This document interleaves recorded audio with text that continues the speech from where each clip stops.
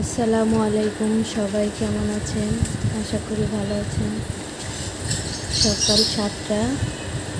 দেখুন আকাশের কী অবস্থা, মেঘ হয়ে একদম আকাশ কালো ছায়া হয়ে গেছে। আচ্ছা, যাই হোক, আজকে আমি ফ্রিজ পরিষ্কার করব। দুটা ফ্রিজই পরিষ্কার করব, আপনাদের সাথে শেয়ার করব আমি কিভাবে পরিষ্কার করছি ফ্রিজগুলো। আজকে নিহানের আপু আছে বাসায়, বলছে আমাকে সাহায্য করবে, নিহানকে ধরবে, না হলে একা একা তো করা যায় না। দেখুন অনেক বরফ জমে গেছে। আমার এই এলজি ফ্রিজটাতে কোনো বরফ জমে না, এটা নন ফ্রস্ট, কিন্তু এমনি অনেক ভালো একটা ফ্রিজ।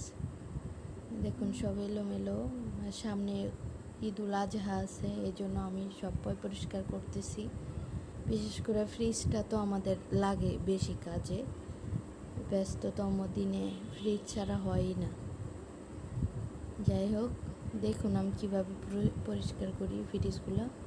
আগে আমি নর্মাল ফ্রিজটা পরিষ্কার করে নিছি, ওইটা ছোটোটা পাট পাট করে খুলে সব পরিষ্কার করে নিছি। ওইটা আপনাদের দেখাইতে পারলাম না ওইভাবে, ডিপটা দেখাচ্ছি আমি।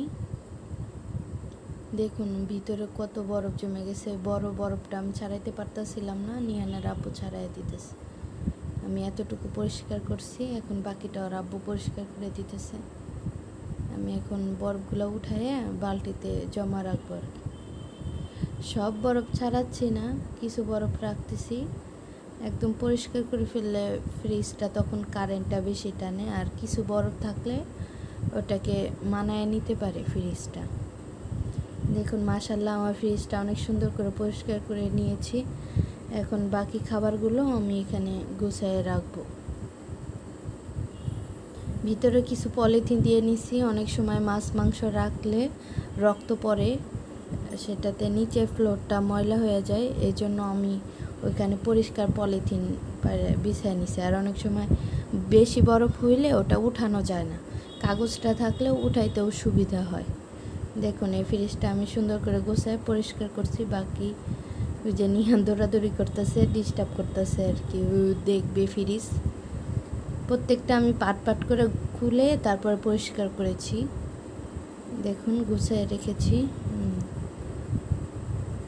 যদি ভিডিওটা আপনাদের ভালো লেগে থাকে তাহলে একটা সাবস্ক্রাইব করবেন, শেয়ার করবেন, আর আপনাদের মূল্যবান মতামতটি কমেন্টে জানাবেন। যদি কোনো নতুন ব্যক্তি এই ভিডিও দেখে থাকেন তাহলে আমাকে প্লিজ একটা সাবস্ক্রাইব করবেন, লাইক করবেন, এবং আমার নতুন নতুন ভিডিও